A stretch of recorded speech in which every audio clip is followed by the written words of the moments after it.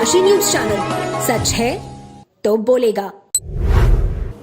विगत वर्षों की भांति इस वर्ष भी जनपद वाराणसी के मैदानी मालवीय मार्केट स्थित हेमू कलाड़ी के स्मारक प्रांगण में मात्र 19 वर्ष की अवस्था में राष्ट्र की स्वतंत्रता के लिए अपने प्राणों का परित्याग कर देने वाले सिंधी समाज के वीर हेमू कलाड़ी की जयंती के शुभ अवसर पर हेमू कलाड़ी मंडल हिंदू युवा वाहिनी द्वारा उनकी प्रतिमा पर माल्यार्पण करते हुए श्रद्धांजलि अर्पित की गई।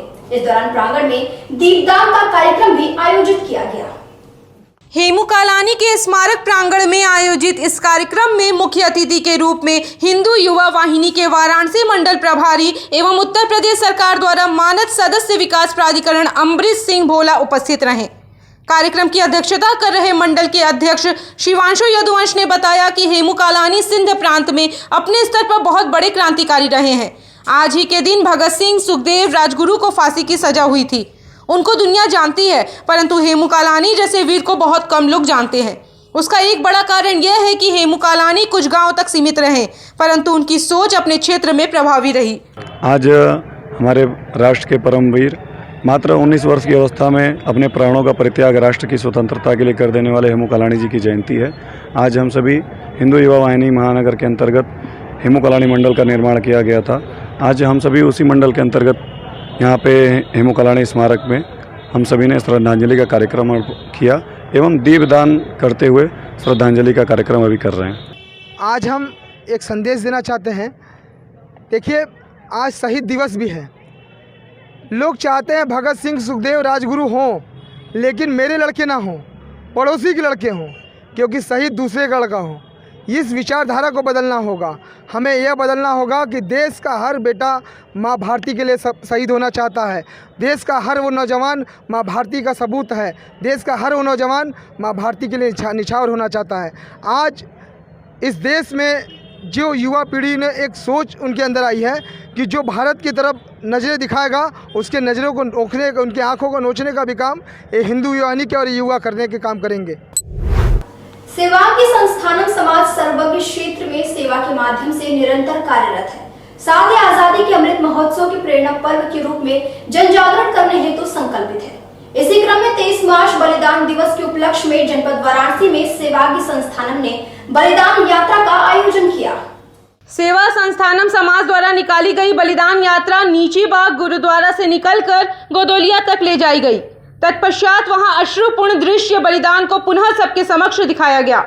बलिदान यात्रा में 3 युवक भगत सिंह, सुखदेव व राजगुरु के रूप में तैयार होकर मेरा रंग दे बसंती चोला गाना को गाते हुए इस यात्रा का नेतृत्व कर रहे थे। उनके पीछे युवा भाई बंधु एक साथ देशभक्ति का उद्घोष करते हुए चल रहे थे। इस अवसर पर महानगर संयोजक मंगेश ने कहा कि देश की सेवा में कई देशभक्त ने अपने प्राण दिए, जिसमें इन 3 क्रांतिकारियों की भूमिका महत्वपूर्ण रही, जिनको देश हमेशा याद रखेगा।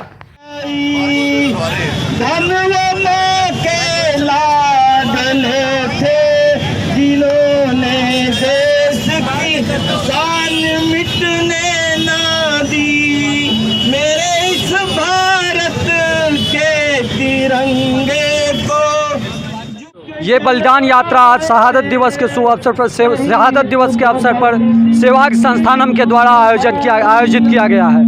इसमें हम लोग जो हमारे जो शहादत थे सुखदेव, राजगुरु और भगत सिंह, आज ही के दिन उनको फांसी दी गई थी और उसी को बलिदान दिवस के रूप में आज हम पूरे काशी में ये यात्रा निकाले हैं और इस तरह का कार्यक्रम हम लोग कर रहे हैं, ताकि जो इस राष्ट्र के को बनाने में, इस राष्ट्र के आज़ादी में जो भगत सिंह, सुखदेव और राजगुरु का योगदान था, उसको आज के युवा, आज की पीढ़ी हमेशा याद रखे और उस चीज़ को समझे, उस योगदान को, उस बलिदान को हमेशा अपने आप में याद रखे। तो आज क्या कर रहे हैं इस उपलक्ष्य में? इस उपलक्ष्य में हम लोगों ने अभी गुरुद्वारा से यहाँ तक एक यात्रा निकाली है, बलिदान यात्रा, जिसमें ये राजगुरु, सुखदेव और भगत सिंह 3 लोग बने हुए हैं और एक तरह से ये एक पूरा सीन क्रिएट किया गया है कि किस तरह सुखदेव, राजगुरु और भगत सिंह को फांसी दी गई थी और कैसे उन्होंने फांसी के फंदे को चूम लिया था और अंतिम समय में उनके जब यही वक्त है कि मातृभूमि के लिए हम अपना प्राण दे रहे हैं और इनकलाब जिंदाबाद।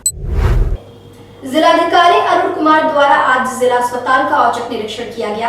निरीक्षण के दौरान जिलाधिकारी ने जिला अस्पताल के डॉक्टरों द्वारा दवा के लिए लिखी गई कुछ मरीजों की पर्चियों की जांच की। जांच के दौरान मरीजों ने डॉक्टरों द्वारा बाहर से दवा लिखने की शिकायत की, जिसको संज्ञान में लेते हुए जिलाधिकारी ने वहां उपस्थित सीएमएस को निर्देश दिया। जिला अधिकारी अरुण कुमार ने कहा कि इन डॉक्टरों की जांच कर इनके खिलाफ कड़ी कार्यवाही करें, साथ ही किसी भी मरीज को बाहर की दवा न लिखने के सख्त निर्देश दिए। जिला अधिकारी द्वारा मौके पर ही डॉक्टरों द्वारा लिखी गई दवाओं की उपलब्धता की भी जांच की गई, जिसमें दवाएं मौके पर उपलब्ध पाई गई। इस पर नाराजगी व्यक्त करते हुए जिलाधिकारी ने सीएमएस को निर्देशित किया कि अगर आगे भी ऐसी शिकायतें आती हैं तो संबंधित लोगों के खिलाफ कड़ी कार्यवाही करें। जिलाधिकारी ने डॉक्टरों के 100% उपस्थित रहने के निर्देश दिए, जिससे मरीजों को अपने इलाज के दौरान सुविधा मिल सके। उन्होंने जिला अस्पताल परिसर के साफ सफाई पर भी विशेष ध्यान देने को कहा, जिससे संक्रामक रोगों से बचा जा सके। निरीक्षण के दौरान जिलाधिकारी ने कहा कि जो भी मरीज इलाज के लिए जिला अस्पताल में आता है उसको डॉक्टरों द्वारा सही ढंग से देखा जाए, किसी भी मरीज को बेवजह परेशान न किया जाए। शिकायत मिलने पर कड़ी कार्रवाई की जाएगी। पेशेंट ने तो यहाँ की जो सेवाएं संतुष्ट बताई, बट कुछ पेशेंट द्वारा ये शिकायत की गई कि उनके द्वारा डॉक्टर्स के द्वारा जो है बाहर की दवाएं लिखी जा रही हैं। इसमें संबंधित डॉक्टर्स को जो चिन्हीकरण करके उनके खिलाफ एक शोकॉज जारी किया जाएगा। और यहाँ पे सीएमएस साहब भी थे, उनको भी यहाँ से बताया गया है, उनके द्वारा भी कहा गया है कि संबंधित डॉक्टर के खिलाफ जो है स्पष्टीकरण लेकर कार्रवाई इसमें की जाएगी। सर, कितने डॉक्टर की लिस्ट बनाई गई है, कितने डॉक्टरों की लिस्ट बनाई गई है? अभी देखिए यहाँ पे 2 डॉक्टर्स ऐसे मिले थे जिनको जो बाहर के लिख रहे हैं, उन दोनों डॉक्टर्स के खिलाफ हम लोग यहाँ से लिखित में स्पष्टीकरण भेजेंगे। सर, महिला जिला अस्पताल में आप अभी आते नाम पे 8,000 रुपये की डिमांड की जा रही है महिलाओं से। अब ये केस आप मुझे अलग से बता दीजिएगा, मैं देख लूँगा। जिला अस्पताल में भ्रष्टाचार काफी बढ़ गया है। यूपी बोर्ड की हाई स्कूल इंटरमीडिएट की परीक्षा आज यानी 24 मार्च से प्रारंभ हुई है। वाराणसी में 131 केंद्रों पर इंटरमीडिएट और हाई स्कूल की बोर्ड परीक्षा हो रही है। सुबह प्रथम पाली में हाई स्कूल की परीक्षा शुरू हुई है। सुबह 8 बजे से शुरू होने वाली परीक्षा में शामिल होने के लिए परीक्षार्थियों की परीक्षा केंद्रों पर प्रवेश पत्र चेकिंग के बाद प्रवेश दिया गया। वाराणसी जिले की 131 केंद्र पर परीक्षा में शामिल होने के लिए सुबह 7 बजे से ही परीक्षार्थी अपने अपने केंद्र पर पहुंच गए।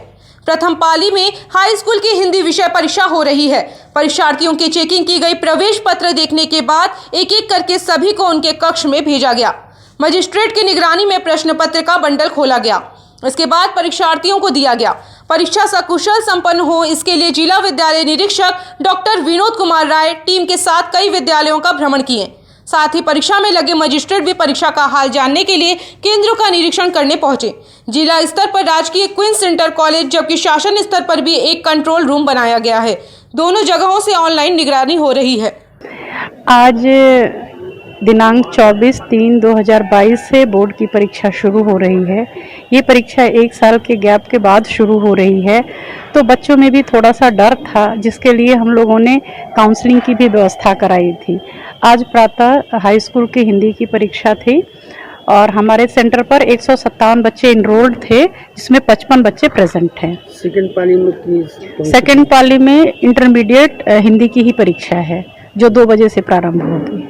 तो किस तरह से शांतिपूर्वक चल रहा है परीक्षा? हाँ, परीक्षा बिल्कुल शांतिपूर्ण ढंग से हो रही है। 2 घंटा बीतने जा रहा है और अभी तक कोई अव्यवस्था सामने नहीं आई। प्रशासन का भी बहुत सहयोग है। आप देख रहे हैं हमारे कैंपस में भी महिला पुरुष और पुलिस कांस्टेबल, सब इंस्पेक्टर सब लोग हैं और विभाग से भी प्रशासनिक अधिकारियों का भी दौरा हुआ है। उन लोगों ने भी हमारे सभी कमरों का निरीक्षण किया और बिल्कुल संतुष्ट होकर के अपनी आख्या दे करके गए। करा रहे हैं। परीक्षाएं बहुत शांतिपूर्ण ढंग से, अच्छे ढंग से संपादित हो रही हैं, नकल विहीन संपादित हो रही हैं, इसमें कोई शक नहीं है। हर केंद्र पर स्टेटिंग मजिस्ट्रेट, अतिथि केंद्र व्यवस्थापक सब कुछ व्यवस्थित है। कितने शिफ्ट में परीक्षाएं चल रही हैं? 2 शिफ्ट में परीक्षाएं चलेंगी, सुबह 8 से 11:30, शाम को 2 से 5:30। हाई स्कूल और इंटर? हाई स्कूल इंटर का दोनों अलग अलग। कभी कभी ऐसा हो जाएगा कि इंटर के बच्चे भी सुबह हो जाएंगे। उत्तर प्रदेश माध्यमिक शिक्षा परिषद द्वारा संचालित हाई स्कूल व इंटरमीडिएट की परीक्षाएं आज कड़ी सुरक्षा व सर्विलांस के बीच शुरू हुई। परीक्षा को नकल विहीन और शुचितापूर्ण ढंग से संपन्न कराने के लिए जिला प्रशासन और शिक्षा विभाग ने सभी तैयारियां पूरी कर ली हैं।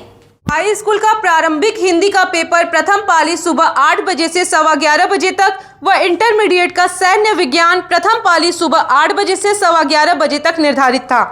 इंटरमीडिएट के दूसरे पाली में 2 से 5:15 बजे तक प्रारंभिक हिंदी का पेपर निर्धारित किया गया था। परीक्षा को नकल विहीन और शुचितापूर्ण ढंग से संपन्न कराने के लिए जिला प्रशासन और शिक्षा विभाग ने सभी तैयारियां पूरी की। बता दें, आजमगढ़ जिले में 289 परीक्षा केंद्र बनाए गए हैं। हाई स्कूल के 96,925 परीक्षार्थी और इंटरमीडिएट के 82,210 छात्र छात्राएं परीक्षा में पंजीकृत है। परीक्षा केंद्रों में सीसीटीवी कैमरे की निगरानी में परीक्षा कराई जा रही है। केंद्र में लगे सीसीटीवी कैमरे स्टेट कंट्रोल रूम और डिस्ट्रिक्ट कंट्रोल रूम में अटैच हैं, जिससे गड़बड़ी न की जा सके।